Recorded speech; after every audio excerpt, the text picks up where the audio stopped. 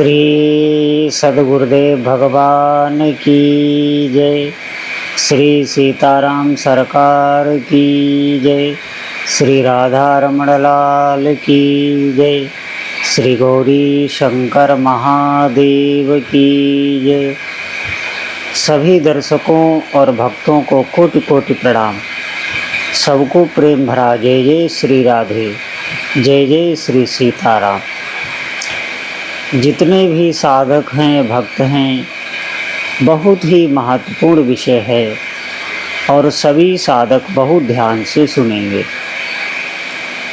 आज के समय में आप देखेंगे कि जहाँ देखो वहाँ व्यक्ति भाग रहा है। कहीं भी आप तीर्थ स्थान पे चले जाओ, किसी आश्रम में, किसी संत के पास, कहीं भी आप चले जाओ, भाग दौड़ में व्यक्ति लगा हुआ। इसे हम अंधभक्ति नहीं कह सकते, ये ईश्वर के प्रति लोगों की श्रद्धा ही है। लेकिन इसके पीछे कारण क्या है कि एकदम से ये इतनी श्रद्धा क्यों जाग गई? कारण कोई भी हो, लेकिन एक कारण स्पष्ट नजर आता है कि हर व्यक्ति बहुत ही दुखी है, बहुत समस्याओं से वो घिरा हुआ है और उन समस्याओं को नष्ट करने के लिए, सुलझाने के लिए ही वो भाग रहा। ध्यान देंगे आप, इसीलिए वो भाग रहा है, उसका और कोई कारण नहीं। इसीलिए वो अध्यात्म की तरफ, भगवान की तरफ भाग रहा है। लेकिन आप ध्यान दें, अगर हम किसी तीर्थ स्थान पर दर्शन करने के लिए, तपस्या करने के लिए जाते हैं,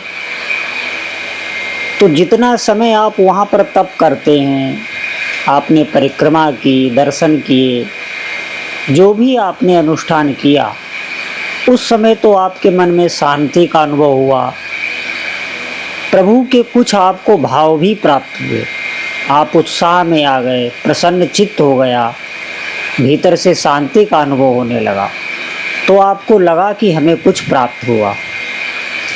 लेकिन ज्यों ही आप अपने वातावरण में आए और फिर वहाँ के जो परमाणु हैं वो धीरे धीरे आपको व्याप्त होने लगे और फिर आप अपनी उसी पूर्व स्थिति में आ गए, फिर दुखी होने लगे, फिर आपका मन इधर उधर भागने की कोशिश करने लगा। आप ध्यान दें इस बात पर, ये समस्या जड़ से खत्म क्यों नहीं हो रही कि जो हमें वहाँ जाके इतना श्रम करके, इतना धन खर्च करके अनुभव होता है, वही हमें हर पल अनुभव क्यों नहीं होता? उसका मुख्य कारण है कि हम और तो जीवन में सब कुछ कर रहे हैं, बड़े बड़े तप करने के लिए तैयार हैं, लेकिन जो महापुरुषों ने हमें बहुत ही सरल साधन बताया, भगवान नाम जप, उसमें हमारी श्रद्धा नहीं बन पा रही, उसको हम निरंतर की स्थिति में नहीं ले पा रहे। हाँ, थोड़ी समय हमने जप कर लिया व्यग्र चित्त से। व्यग्र चित्त का मतलब समझते हैं कि किसी समस्या के बारे में सोच रहे हैं, कोई भूत भविष्य की घटना याद कर रहे हैं, किसी काम को करना है, उससे ये लेना है, वहाँ जाना है, ये सब करते हुए थोड़ा समय तो हमने भजन में व्यतीत कर लिया और उसको जोड़ लिया अपनी साधना में और भीतर ये भी अभिमान रख लिया कि हम साधना कर रहे हैं। ध्यान दें कि बहुत महत्वपूर्ण विषय है ये भी आपके भीतर अभिमान बैठा हुआ है कि हम नाम जब साधना कर रहे हैं और थोड़ा आपने भजन कर लिया, किसी दिन नियम भी नहीं पूरा हुआ तो भी कोई बात नहीं, ऐसे हम भजन करते जा रहे हैं और हम समझते हैं कि अभी हमें ये प्राप्त नहीं हुआ, वो प्राप्त नहीं हुआ। देखिए, ध्यान दें, भजन में हमें बहुत ही एकाग्रता से लगना होगा, श्रम करना होगा। जैसे हमने और क्रियाओं में श्रम किया है, बार बार हमारा मन इधर उधर जाएगा, फिर हमें भगवान के नाम में, उनकी लीला में, उनके किसी रूप में लगाना है। ऐसा अगर कोई भाग्यशाली साधक करता है, देखिए सभी समस्याओं का हल इसी में छिपा है।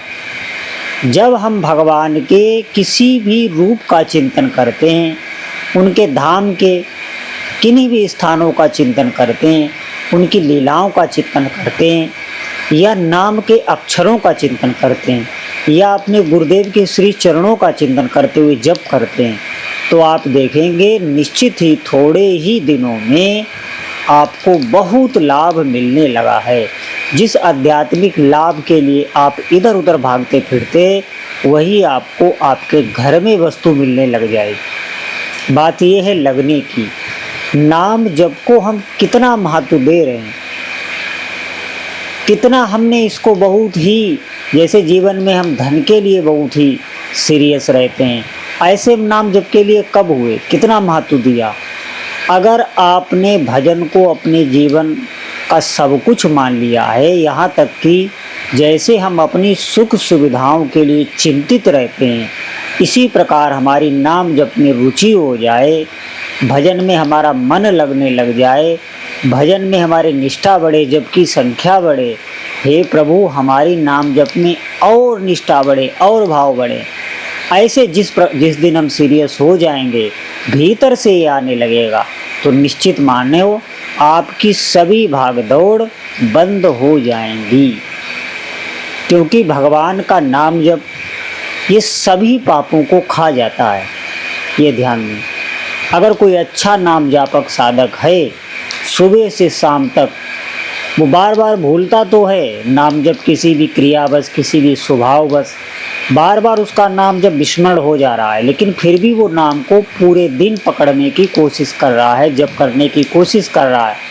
ऐसे अगर कोई साधक लगा हुआ है और उससे कोई भी पाप हो जाता है, स्वभाववश, कालवश, दैववश, कैसे भी हो जाता है, तो देखेंगे कि उसे कुछ ही घंटों में नाम जप बहुत साधारण तरीके से भुगा देगा, उस पाप को नष्ट कर देगा। नाम जप एक ऐसी साधना है जो पापों को समूलता नष्ट करती है। और कोई पाप ही हमारा ऐसा है जो हमें दुख दे रहा है, क्लेश दे रहा है, इसीलिए हम इधर उधर भाग रहे हैं। ये बात ध्यान रखिए। ये जो हमारे भीतर अशांति, भय, शोक जिससे हम इधर उधर भागे फिर रहे हैं, इसका कारण हम स्वयं ही हैं। अगर हम जीवन में भजन करने लग जाएं, निष्ठापूर्वक नाम जपने लग जाएं, भगवान के आगे जाकर हम रोएं कि हे प्रभु हमें कुछ नहीं चाहिए, बस हमारी आपके नाम में रुचि हो जाए, ऐसा मांगना चाहिए। ऐसा अगर कोई भाग्यशाली साधक है, इतना जागरूक हो गया है, तो निश्चित समझें फिर आपको भागने की आवश्यकता नहीं। क्योंकि नाम जप पाप करने की प्रवृत्ति को ही नष्ट करता है। और जो भी हम धार्मिक अनुष्ठान करते हैं, वो जो आपने पाप किए हैं उनको तो नष्ट कर देगा, लेकिन जो भीतर वासना बैठी हुई है, जो पाप करा रही है, उसको भगवान नाम जप ही नष्ट कर सकता है। ये आप ध्यान रखें। और समूलता जब हमारे जीवन में पाप होना बंद हो जाते हैं, तो स्वाभाविक ही मन भगवान नाम में लगने लगता है, उनकी लीलाओं में लगने लगता है। अपने आप ही जैसे हमारा मन जप करते हुए विषयों में स्वाभाविक ही चला जाता है, ऐसे ही आपका मन भगवान की लीलाओं में, उनके धाम में, उनके नाम में स्वाभाविक ही चला जाएगा, चिंतन करने लगेगा। फिर आपको करने की आवश्यकता नहीं, होने लग जाएगा। आप ध्यान दें इस बात पर। ये पवित्र अंतःकरण का लक्षण है, और पवित्र अंतःकरण तभी होगा जब हम अधिक से अधिक भगवान के नाम का आश्रय लेंगे। तो सारी समस्याओं की जड़ यही है कि हमारे जीवन में भजन नहीं है। और तो हम सब कुछ कर रहे हैं, लेकिन हम भजन करना नहीं चाहते। और आप स्वाभाविक भी देखेंगे कि नाम जब जितना कहना सरल है, करने में ये कठिन है। कई प्रकार की मनजाल बुनता रहेगा, इधर उधर प्रपंच की बातें करता रहेगा, व्यर्थ के कार्यों में आप देखेंगे ये समय व्यतीत करने को तैयार है, लेकिन ये बैठकर भगवान नाम जप चिंतन करने में बिल्कुल नहीं लगेगा। तो बार बार अभ्यास करें, प्रभु से प्रार्थना करें और धीरे धीरे नाम जप की संख्या को बढ़ाएं, भगवान के चिंतन को बढ़ाएं। फिर आप देखेंगे आपको कहीं भागने की आवश्यकता नहीं, आप खुद तृप्ति का अनुभव करेंगे, वो आपको अनुभव होगी। फिर आपको समझ में आ जाएगा, आपके भाव नाम जप के प्रति खुद ही बढ़ने लग जाएंगे। बोलो जय जय श्री सीताराम।